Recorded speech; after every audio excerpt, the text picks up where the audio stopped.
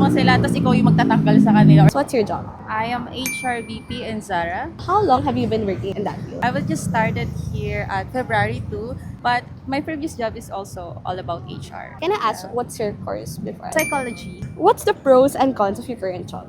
So for possible process, of course, the good benefits in Zara. We have free clothes, of course. We have IUP. Marami kaming leave na binibigay din yung Zara. And of course, we have different sales, especially sa mga brands. Kasi hindi lang kami working with Zara, we are also working with Pull & Bear, Bershka. I would love your job actually, no?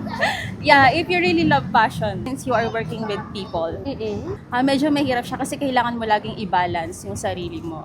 Kailangan lagi kang professional, hindi ka masyado ma-attach sa kanila. Kasi di ba parang sobrang hirap naman na close mo sila, tapos ikaw yung magtatanggal sa kanila or kakausapin mo sila na last day mo na, yung parang gano'n. Would you recommend your job right now to other people? Yeah, of course. Could you tell me what's your salary? Kasi may AMI sila, which is annual merit increase. So, as of now, iba yung mga starting mo. But probably, it's around 30 plus.